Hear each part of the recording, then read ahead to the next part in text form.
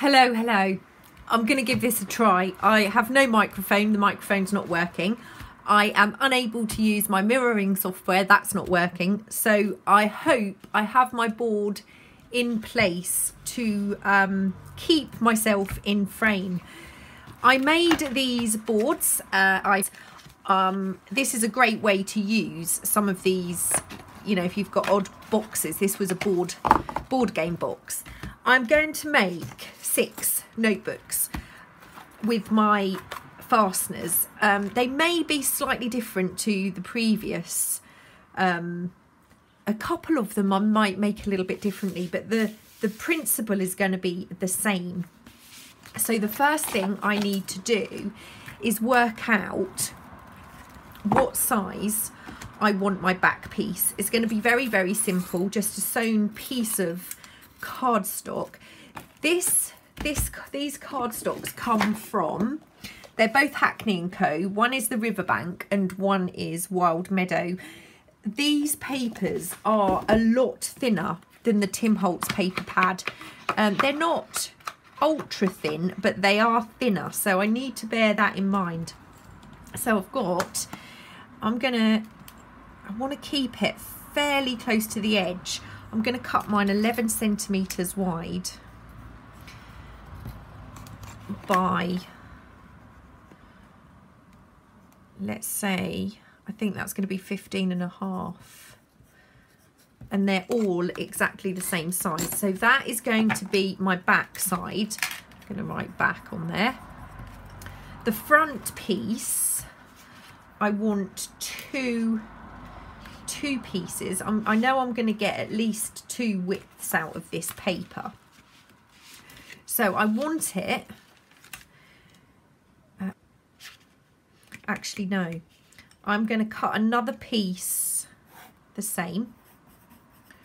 So that's going to be 11 by 15.5. And then I'm going to make my flaps. I'm going to decide on the size of my flaps after I've cut all of these original pieces. So I'm going to speed it up while I do that, because you don't want to watch me cut 12 pieces of card.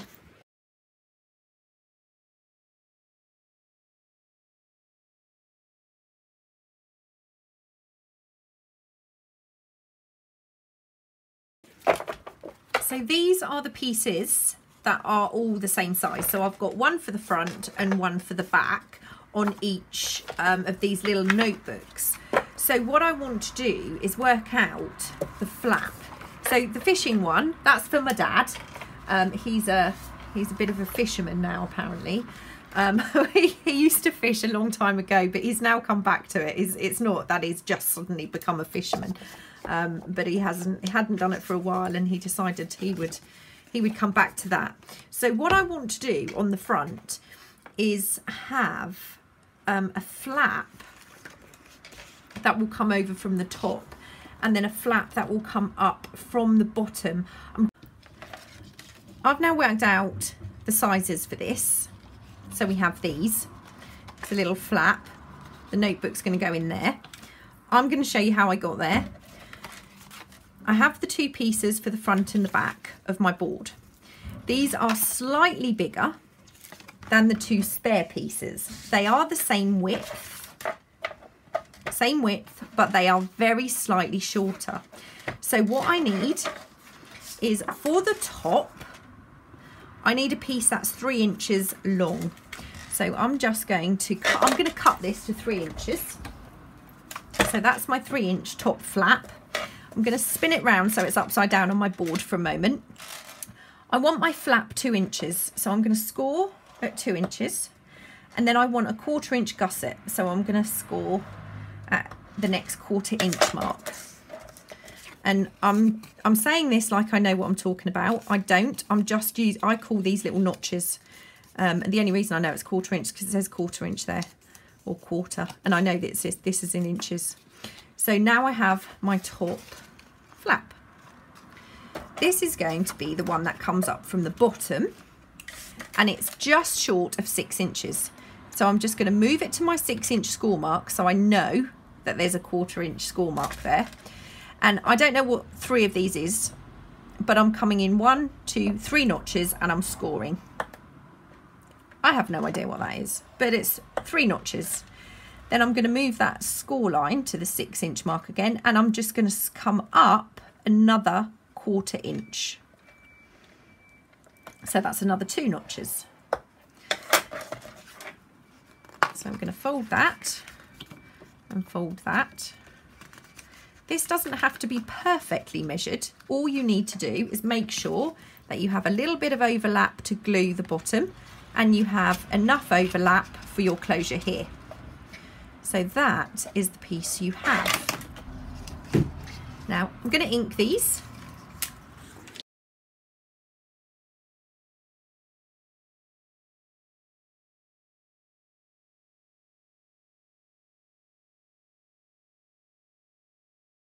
So that's that piece. And now I'm going to, before I glue it in place, unlike the other one, I'm just going to ink around here very quickly. And I'm going to pop some, same again, just going to loosely put that in place.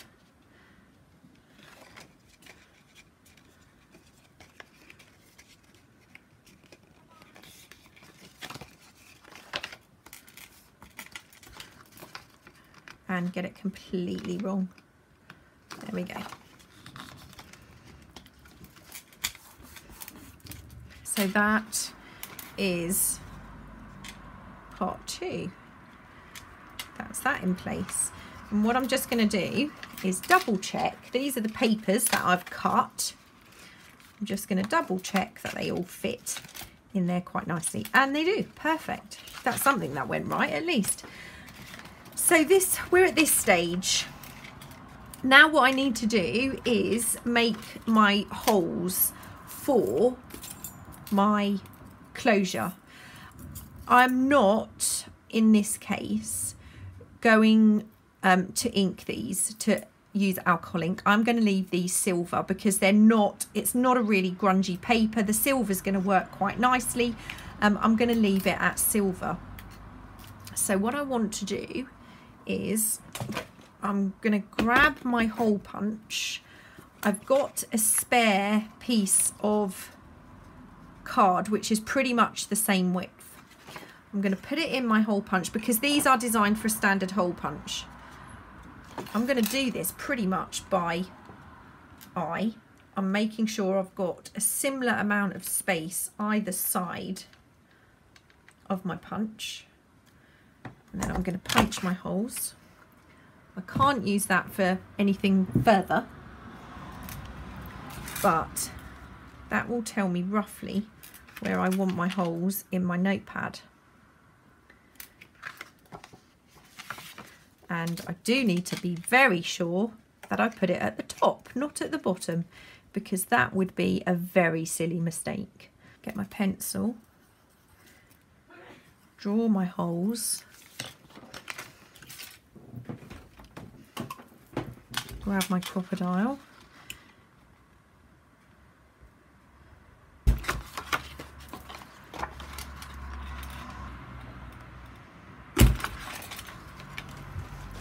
punch those holes, and just double check that's all okay. Perfect.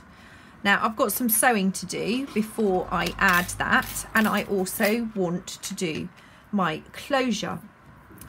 The initial plan was to make these magnetic, so I have decided I'm going to do a tie closure, plus it will look a little bit more decorative from the outside. So I'm just lining my top and bottom covers up. What did we measure that at? That was 11 inches, so I want 5.5. Oh, I do need the ruler, don't I? 5.5 centimeters. Neither of those are particularly easy to see, and that's not even at 5.5. So I'm going to put another dot there. Right, I'm going to use my crocodile. I'm going to have to do that with a pen. Just put that in place with a pen because you really can't see that.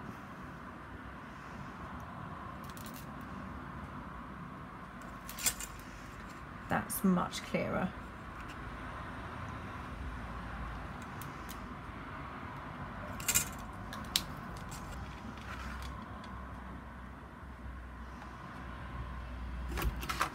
So those holes are now in place. Now on this particular one, I'm just going to find another piece of paper that I can, that's pretty neutral, I can use for all of my, I think I'm going to use this hole punch, and I'm just going to cut out a load of circles.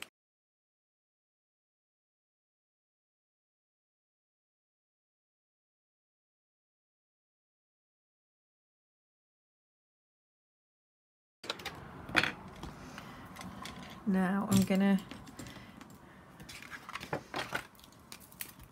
put a dot in the centre, or as close to as I can possibly get to, and then put the holes in here too.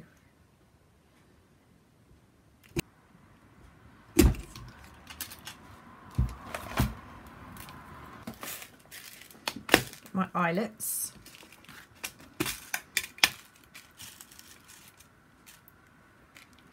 Grab, I'm going to go brass for these. Switch the crocodile over, put this through into the hole, and then I'm going to set my eyelet.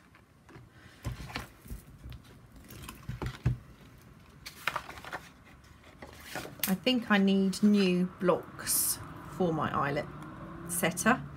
It's not doing a great job anymore. Right place, but they just don't seem to set. That one's set fine, that one doesn't. It just seems to be occasionally, although they are cheap eyelets, so that might be my issue. And then we can do our little string closure to keep that closed. So it's a kind of, it's a compromise, I think. What I'm going to do is I'm going to sew around here and around this piece, which is my back, which I need to ink. The sewing is done, and I have to say I did an absolutely appalling job on that. I could not sew a straight line at all. It's all over the place, but it will add to the charm. That's all I'm going to say. It will add to the charm. So I now need to put this through like so. Did I sew the back? I haven't even sewn the back. Just got myself in the right fluster now. Right fluster, I say. All right. Okay, I'm going to put this in place just to make this. Actually, no, I'm not. I'm just going to fold those closed for now. Going to do a bit of tape, and I know some of you may have seen this if you'd watched my folio video. Some of you may not have, so I'm going to show for those who haven't. I'm going to put a little bit of tape in place. Just going to force that down.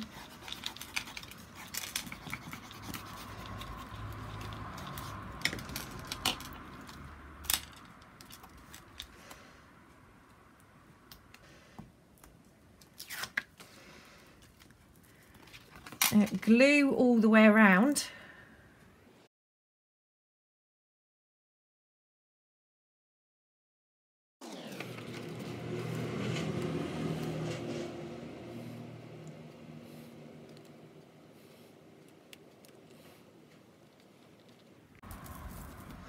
Okay, I've just thrown myself a little paddy actually.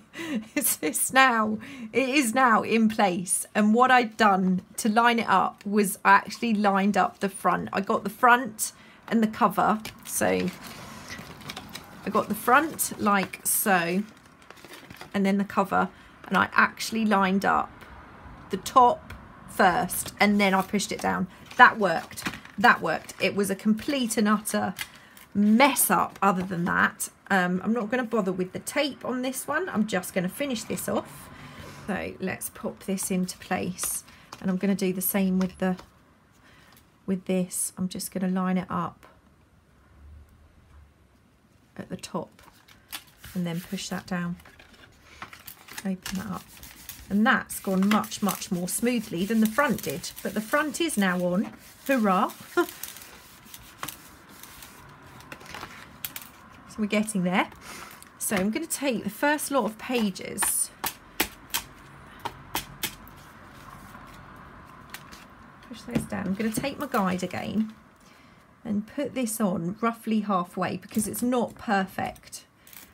I'm going to draw those 2 holes, and this time I can use my hole punch. Take my notebook.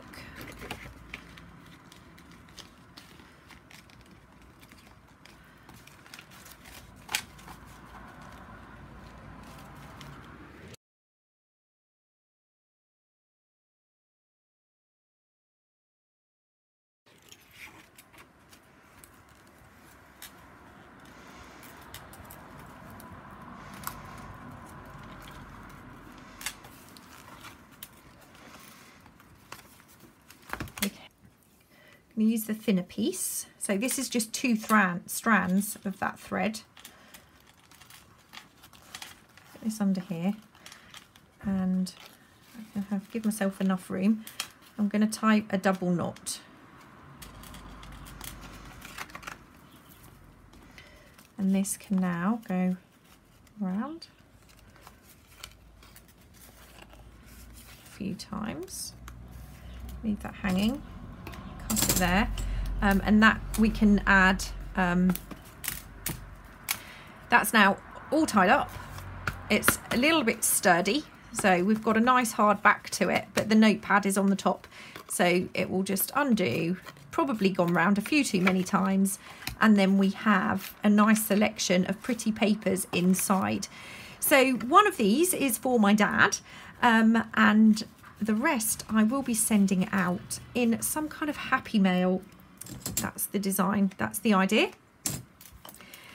So I hope you like the little notepads. They're a little bit sturdy. They will make nice little gifts, and they fit in there really nicely. Thank you for joining me. Thank you for persevering with me, and I will be back soon. Bye.